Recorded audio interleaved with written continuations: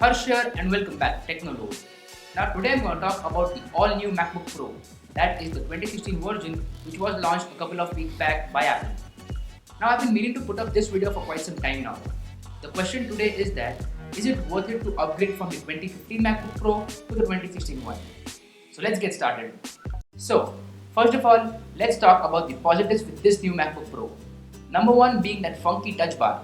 Everyone is talking about it and me personally I just love it. Now I don't get the idea of a touchscreen laptop, but introducing a touch bar in the keyboard, that is a very big thumbs up from my side. Now your hands are always down when you work on a laptop, so you won't go and touch the screen, but having a touch panel on the top of the keyboard, that is a good feature to have. Plus, it replaces the old function keys which just had some functions, but this one has a variety of functionalities and the possibilities are just beyond our imagination. Third-party developers will take advantage of this feature and trust me, it will get better with time. Now moving on, at number 2 we have those awesome displays. Apple claims that these displays are 67% brighter than the previous version, and it is true.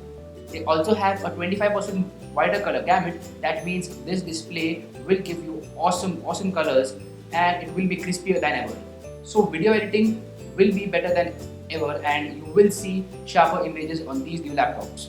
At number 3, we have the performance with these laptops. Now, as usual, MacBook Pros are the best at performance in this industry. They have pro level performance, that's why the name Pro. So, for example, if you are a video editor and you use Final Cut Pro 10, then your exports will be 70% faster. Yeah, 70% faster. Now, if you guys know Jonathan from TLD, he has done a full comparison between the HP Spectre X360 and the MacBook Pro in terms of video editing performance.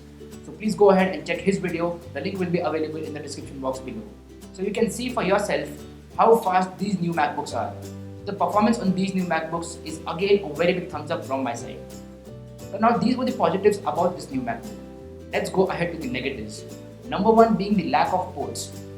Now with these new MacBooks, just like the 12-inch MacBook, you get only 4 USB-C ports.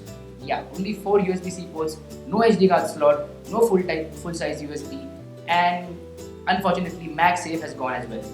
So the lack of ports is again a very big letdown with these laptops. At least Apple should have introduced an SD card slot because most of the cameras out there still use an SD card and the Wi-Fi functionality is just way too slow to transfer videos and photos. So even Red cameras use SD card slots. So obviously you have a Pro camera with SD card slot, so you should have an SD card slot in the MacBook, but that is not there, and that is the biggest letdown and the biggest complaint by everyone in the industry out there. So if you are giving a Pro machine, you should give Pro features as well, but unfortunately we do not get an SD card slot and we have to use a dongle. So that is a big letdown. Another letdown is that the MagSafe has gone. Now the MagSafe was the only thing which used to keep the Apple chargers safe, and if you guys know, Apple chargers are really expensive. If you lose them, then you have to spend a lot of money. So with USB-C, MagSafe is gone and your laptop charger might get broken easily. So again, if it breaks, then you'll have to go ahead and spend a lot of money. So that is again a very big letdown from my side.